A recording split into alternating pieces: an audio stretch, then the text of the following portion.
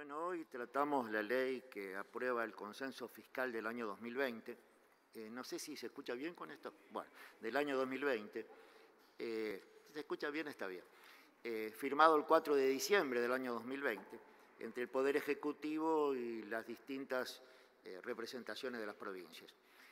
Se firmó con la excepción de 3 provincias, la provincia de San Luis y la de La Pampa, que como esto es una renovación de antiguos consensos, decidieron no participar porque no lo habían hecho en el consenso original, y la Ciudad Autónoma de Buenos Aires, que si bien había estado en los anteriores, no decidió participar en esto. Bueno, esto tiene muchos antecedentes, señora Presidenta, especialmente, ¿no es cierto?, en el anterior gobierno del presidente Macri. Si usted me permite, voy a mirar esta listita porque es abundante, ¿no es cierto? Mire, el 23 de mayo del año 2016 hicimos el primer consenso en el gobierno justamente del expresidente Macri. Se llamaba Acuerdo para un Nuevo Federalismo. Lo tuvimos que renovar en el año 17, el 16 de noviembre, ¿cierto?, porque evidentemente las situaciones iban cambiando. Así llegamos al año 2018 con otro último consenso hecho durante el gobierno de Macri, 3 consensos con las distintas provincias, donde, bueno, hasta aquí los consensos que se habían hablado, estábamos hablando del país de Macri, ¿no es cierto? ¿Se acuerdan? El país de Disneylandia, el país de flores, donde se iban a los actos y se festejaba y se bailaba, porque parecía que la Argentina estaba, ¿no es cierto?, en un ámbito de mejoramiento de sus ciudadanos, ¿no es cierto?, que era imparable. Pero lamentablemente la realidad política y económica de esa época demostró que la mayoría de estos consensos no pudieron dar resultado, porque en el año 2019, pero ya a los pocos días de firmarse el consenso del 13 de septiembre del 2018, el país había cambiado abruptamente y entonces no estábamos en las condiciones que tanto estábamos declamando. Llegamos al 17 de diciembre de 2019, donde nuestro gobierno, después de haber ganado las elecciones, se tuvo que hacer cargo, ¿no es cierto?, de poder analizar y demostrarle a los argentinos que la realidad económica que se venía manifestando no tenía ningún fundamento. La profundización de las crisis económicas sucesivas, las devaluaciones, el creciente proceso inflacionario hizo que el 17 de diciembre del 2019, ¿no es cierto?, tuvimos que firmar un nuevo consenso con un clamor de las provincias argentinas de que por favor cambiáramos la situación porque evidentemente, ¿no es cierto?, estábamos viviendo en un país donde ellos ya ni siquiera podían pagar los sueldos. Y así entonces solicitaron que en ese consenso del 2019, que luego fue ratificado y acompañado también por la Ley 27.541 de solidaridad productiva y de emergencia para todas las actividades del país, separara todo lo que se había avanzado, especialmente en reforma tributaria, ¿no es cierto?, y todos los acuerdos que se habían hecho, ¿no es cierto?, para bajar ingresos brutos, que eran impuestos muy duros, ¿no es cierto?, a nivel provincial, se suspendieran debido a la situación del país. Una situación donde la inflación era incontrolable, donde la macroeconomía ya no existía. Bueno, y como es público y notorio, y en esos años del gobierno de Macri, que todos festejamos los presupuestos anuales, ¿no es cierto?, que nos parecían que eran una maravilla, pero que fueron todos mentirosos porque lamentablemente nunca invocaron ninguna variable, ¿no es cierto?, no acertaron con la inflación, con el valor de la moneda extranjera, no acertaron con el crecimiento. Todos los presupuestos tuvieron falencias tan importantes que nunca pudieron cumplirse. Esa es la Argentina que recibimos y en esa Argentina, ¿no es cierto?, es que estamos tratando este nuevo consenso fiscal. Acuérdense, señora Presidenta, yo sé que a veces cuando uno manifiesta estas cosas a lo mejor molesta, pero la verdad que es muy importante poder resaltar estas cuestiones para ver también dónde estamos parados hoy. Acuérdese, Presidenta, prometieron una inflación de un dígito y terminaron con una inflación de 40% durante los 4 años, pero en el año 2019 batieron el récord de inflación de toda la historia de la Argentina, 54.8%. Todo esto, evidentemente, significó un rotundo fracaso a los planes de inflacionarios. Mire, un dato que además me parece importante resaltar porque corrobora las medidas que se tomaron en función de esta economía que había explotado. Mire, según datos recientes del Banco Central de la República Argentina, la fuga de capitales entre el año 2015 y 2019 fue de 86.000 millones de pesos, ¿no es cierto? 86.000 millones de pesos que se fueron del país durante los años de Mauricio Macri, demostrados, ¿no es cierto?, y asentados, para el que lo quiera saber, ¿no es cierto?, en la carta pública donde uno puede encontrar los datos del Banco Central. Y hoy yo he escuchado hablar mucho de transparencia, que la transparencia de esto, la transparencia... Pareciera que la transparencia es un bien único de la oposición. Pero lamentablemente yo no escucho, ¿no es cierto?, que digan que sea transparente que los argentinos se hayan llevado 85.000 millones de pesos, donde seguramente, si alguna vez algún juez se pondría a investigarlo, los amigos del poder estarían en primera fila de los que evadieron y se llevaron la plata de la Argentina. Pero no es solamente eso. Después vino el acuerdo con el Fondo Monetario Internacional. 44.500 millones de pesos tomaron del Fondo Monetario Internacional. Y ocurrió lo mismo. Gran parte de ese dinero se fugó del país bajo el mismo concepto de fuga de capitales. Recién el gobierno de Mauricio Macri empezó a tomar medidas para que no se lleven y se roben la plata cuando ya prácticamente había perdido la elección. Seguramente estaba preocupado porque algún juez argentino investigara este desfalco masivo a los argentinos, ¿no es cierto? Y entonces ahí pusieron las primeras cuestiones de cepo y demás que siguieron administrándose en nuestros gobiernos. Lamentablemente, cuando ellos seguramente pensaron que algún juez argentino lo iba a investigar e iba a ver por qué, de algún modo, habíamos tomado un crédito de semejante magnitud, un crédito que tardó 30 días para que el Fondo Monetario Internacional, desde su iniciación, nos mande los primeros 15.000 millones de dólares, y que después, cuando había un compromiso de hasta que termine el gobierno de Macri, de ser, no me acuerdo el monto justo, unos 24 o 25.000 millones de dólares, se gastaron los 44.500 millones de dólares y nos dejaron un país devastado. Entonces, uno piensa, ¿qué cosa, no? Puede ser que nadie haya investigado esto y que nadie resalte la transparencia de este proceso.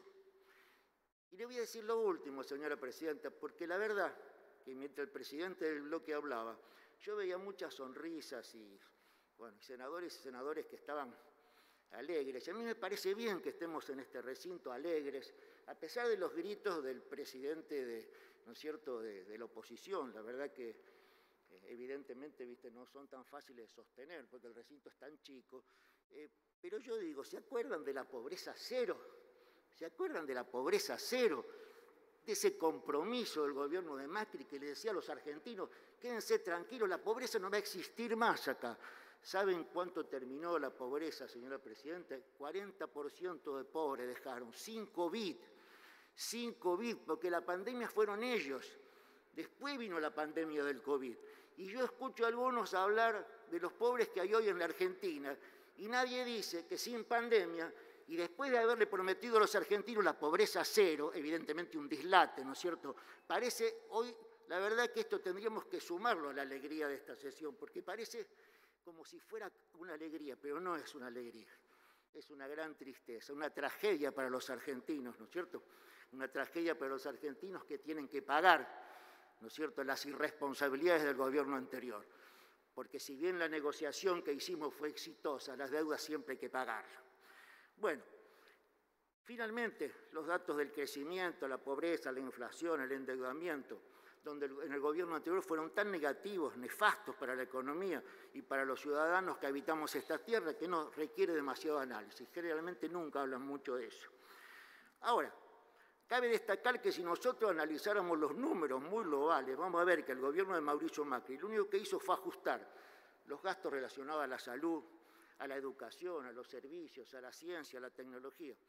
Esos gastos que llegaron al 5.4% de achique del PBI, un ajuste atroz, ¿no es cierto?, que achicaron el Estado dando menos servicios, beneficiaron a los polos concentrados de poder, pero a su vez, ¿no es cierto?, se lo hicieron pagar a los argentinos. ¿Se acuerdan las famosas tarifas? Se le hicieron pagar a los argentinos, que se hicieron cargo del dislate económico y la irresponsabilidad del gobierno anterior. Pero sí hubo algo que aumentó. Lo que aumentó en ese periodo, y aumentó de un modo desmedido, fueron los gastos de los intereses y la deuda. Eso sí aumentó. Entonces, digamos que este desajuste que tuvo la economía en el periodo anterior, lo único que podemos ver es que ha crecido el endeudamiento y el pago de los intereses de la deuda externa. Imagínense que solamente en los intereses de la deuda externa el aumento fue de 2% del PBI. En síntesis, en resumidas cuentas, los 4 años del gobierno anterior nos dejaron una situación muy compleja y desde este punto de vista económico, ¿no es cierto?, llegamos con nuestro gobierno y el presidente Alberto Fernández, ¿no es cierto?, tuvo que declarar la emergencia y a todo esto se sumó la pandemia. Lo hablamos muchas veces, pareciera que es reiterativo, pero no es reiterativo, porque después de los ataques sufridos hoy, por cuestiones éticas, pero a lo mejor no tan reprochables como un gran desfalco a los argentinos, que tienen que pagar la deuda que esta gente promocionó y que seguramente van a hacer falta muchos gobiernos, no el nuestro solo. Vaya a saber, 4 o 5 nuevos presidentes o presidentas para sacar al país de la postración y el endeudamiento que ha dejado el gobierno anterior. Pareciera que eso es una cosa transparente y hasta pareciera que estamos felices, ¿no es cierto? Bueno, a todo esto se sumó la pandemia, señora presidenta. Y bueno, la verdad que el esfuerzo que hizo el Estado Nacional para mantener los ingresos de las provincias fue enorme.